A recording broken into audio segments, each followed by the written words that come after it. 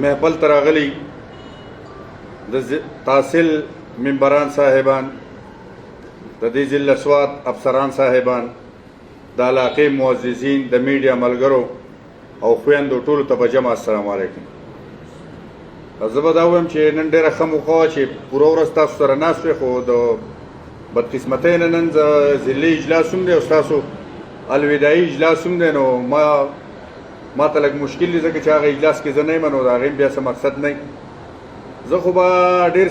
سنجیده نه ځم، خو دونه به ووایم چې تاسو خو دا نور به ښه خوشحاله یې، هېڅ خفه به نه یې، خو خفه به یو اکرام خان یو زه. هغې کې وجه دا ده چې هغه ټول مراعات چې دي زه دخله بیا به مو وارثان راشي، ځکه چې په تحصیل به بیا د تحصیل ناظم راشي، خو زمونږ هغه سیسټم یې خو بلکل میرات کو، زمونږ نه وروستو زمونږ اډو وارثان نشته چې هغه به څوک راځي هغه ضلع یې د سر نه ختمه کړې ده. نو زما څونه خیال دی زمونږ د وراثت چې دی د افسران صاحبان چې زمونږ کم ناست دي دو به زمونږ په دې مال باندې قبضه کوي، نو ما ته خو په دغې بیا ډېر زیات افسوس راځي چې یاره زمونږ دا داسې نظام و چې د دې نه وروستو بیا د دې وارث د سره نشته. او بله اهمه خبره به دا وکړم چې د افسران صاحبان او د ملک نور ادارې چې دوی د دې ښه خبرو سره عادت یو زما او د اکرام خان غوندې عام خلک چې راشي او دوی په دې مراعاتو عادت کې او بیا دې دا ټول څیزونه والي اے ټو زیډ. اوس وایي چې یاره زمونږ د ضلع هغه کیمره چېرته ده، ما خدای وغر که زمونږ خو لا 15 ورځې پاتې دي، صبر وکړئ، کیمرې هم را پیدا شي، پهلونه هم را پیدا شي. نو تاسو د کیمرې د حده پورې لاړئ، دې مطلب دا دی چې زمونږ د خپل واسکټ جامې به ځان سره وړو، نور دا ټول څیز ستاسو دی. موږ هسې په غلط فهمۍ کې چې دا غټ غټ ګاډي دي او زما د خو دا مجبوري جوړه شوه چې په منګوره کې ګرځم، نو دا ټو نو چې نه ځکه ما په دې ضلع کې ټول نه زیاته مزه وره دغه یو څیز وه. نور درته زه دا وایم چې هره اداره ایکسټنشن غواړي، هر سړی په خپله اوده کې ایکسټنشن غواړي چې یاره موږ له ټیم زیات راکړی، او خدای حاضر دی چې دا واحد سړی یم چې زه یم چې د 28 نه مخکې په دې بله جولایي کې موږ رخصت شوی لږ خپل بچي به ولیدلي، لږ ساه به واغستی، ځوان هلک راغلی وم او 4 کاله دې ناکاردو چې دی بوډا کړم. یو طرف ته یو پلار په کور کې 4 زامن چې دي متفق نشي ساتلی، خپل بچي چې دی هغه ټوټلي په کنټرول کې نشي ساتلی، بل طرف ته د ضلعي 100 ممبران د مختلفو طبقو د مختلفو مزاجونو او بیا حکومت تعالی د تقسیم لا د اختیار درکړی چې د دوی په منځ کې ته ویش وکړه. نو تاسو خو ټول پښتانه خلک یې اکثر چې مخکې به د خیراتونو دا قصې ډېرې وي، اوس د خلکو مصروفیات زیات شوي دي چې چا به خپل سانډه حلال کو وریجې به یې پخې کړې او خیراتونه به لاړې وروره په تشو وریجو پسې راوستې وه، غوښې خو خدای خبر چې ښځو ترې خوړل دي او که کم ځای دي، نو هغه به خپل سانډه حلال کړی او خپلې وریجې به یې پخ کړی، نو خلک به په اویش خوشحاله نه وروره غوښه پکې نه وه. نو چې ستا سره هر یو ممبر دا حق لري چې زه هم منتخب یم، زما نه شاته خلک دی، او بیا د هغه ممبر هم دا مجبوري ده چې هغه ته سهار ډېرې ډکې ناستې چې یاره ووټ مې درکړی دی او تا خو چې دا به وکړم هغه به وکړم، اوس خو موږ هېڅ ونه لیده، نو هغه دلته زور لګی او هغه ټول زور چې دی نو هغه بیا د تحصیل او د ضلع په ناظم باندې راځي. نو دغه ماحول ساتل چې دي زه دا وایم چې دا 4 کاله تجربه کې زه دا وایم چې دا د دنیا د ټول نه ګرانترین کاردار دی د خپل ممبر او د هغه شاته د خلکو وړونه ساتل. خو ما ته داسې ښکاري او یقین مې دی چې اکرام خانم د دقه لیول سړی دی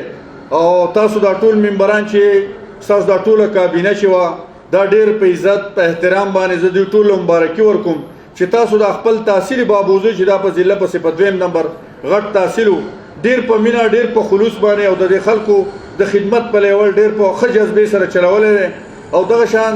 زم دا تمه لرم چې دا ضلع ټیک ته چې زمونږ ډېرې ناکردیم دي، څه زمونږ تجربې نه وي، څه هغه چا رانه تپوس کوو حالات څنګه تیر شو، سیدالرحمن نوما وې دا ډانګ پړانګ مې اورېدلی و خو په حقیقت کې مې لیدلی نه و، په دې ډایلاګو کې به خلکو یو طرف ته ډانګ دی بل طرف ته پړانګ دی. نو ما په عملي زندګۍ کې دا 4 کاله د ډانګ او د پړانګ په منځ کې وخت تېر کړو چې د صوبې حکومت چې دی هغه بره لاس دی، هغه په هر یو شي کې تا ته هډل دی، په هر یو څیز کې تا ته تکلیف دی، هغه د باندې یو بوج دی او د 100 ممبرانو هغه څیز مخې ته لیږل بل بوج دی، او بیا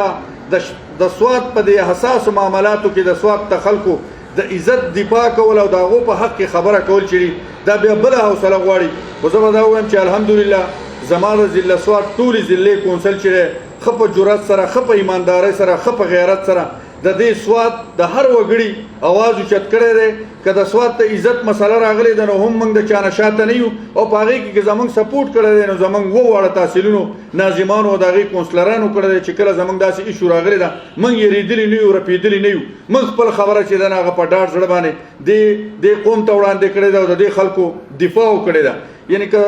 تاسو وګورئ چې په دې تېر شوي وخت کې چې کله دلته یوه ناخوشګواره واقعه شوې وه او په هغې کې د سواد خلک بیا په هغه عذاب کې اخته شوي دا هغه عذاب نه د خلاصولو دپاره د ټول نه مین کردار چې و هغه زموږ د ضلع او د تحصیلونو چې موږ د هغه وخت د جرنیل او مشرانو سره کېناستو او هغه حالات موږ داسې ځای له راوسته چې د سواد د خلکو هغه عزت هم پاتې شو د سواد د خلکو په زړونو کې چې کم تشویش و هغه هم د زړونو نه لر شو او دغه ادارې او عوام چې دا موږ د یو بل سره نږدې پاتې کړه ځکه چې د سواد هر انسان چې دی هغه د امن او د خوشحالۍ انتهایی تږی دی او دغه تنده صرف د سواد ته سړي ته احساس کېږي چې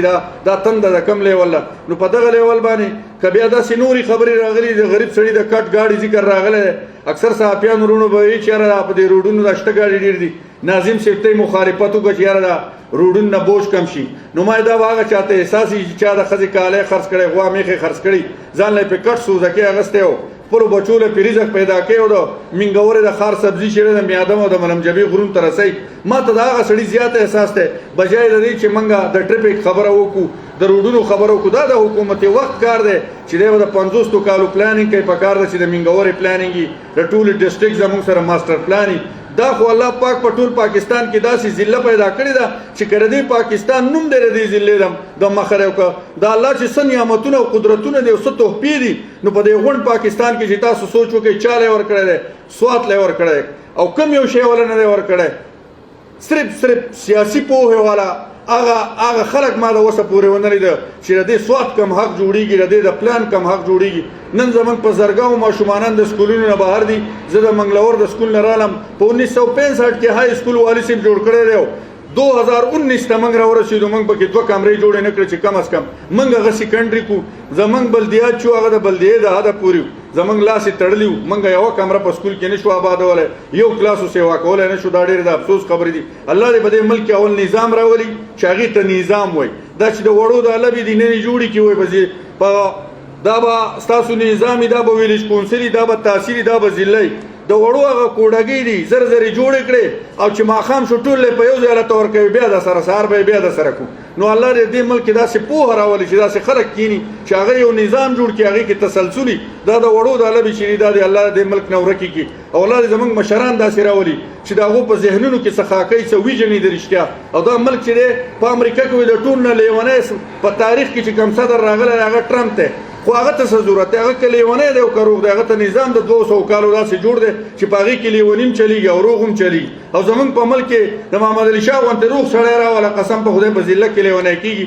د هغې بنیادي وجه دا چې دلته نظام نشته هر سړی به تکلیف کړی خپلې خبرې بیا اوږدې کړو زما دا بیماري ده ماله چې مقرره کې زه بیا لیکم ستاسو د ټولو ډېره مننه الله عزتمن لره او د دې نه مخکې دی الله تاسو ټول له بهترینې موقع درکړي د قام د خدمت او چې ستاسو په زړونو کې الله پاک دا یوه درجه اچولي چې دا کم کار زه کوم په دې کې دا 1% خیر چې دی دا د قام دپاره کوم نو د الله ذات وایي چې زما د مخلوق دپاره چې ته کم سوچ لرې دا د ټولو عبادتونو نه بالاتر دی دا د ټولو خدماتو نه بالاتر دی نو زموږ د ټولو به حیثیت د یو معاشرې دی الله زموږ د خپلې معاشرې دپاره د بهتر سوچ او په هغې باندې د عمل کولو توفیق راکړي او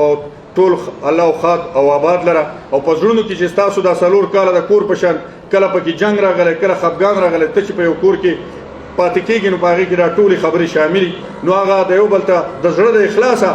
یو بل ته موافیانې وکړئ دا یو بل ته دعاګانې وکړئ چې الله دا څه وخت چې کم تکلیفات راغلي دا په موږ بیا رانولئ او زموږ د ټولو د یو بل سره مینه محبت پیدا کړي ډېره مننه ډېره شکریه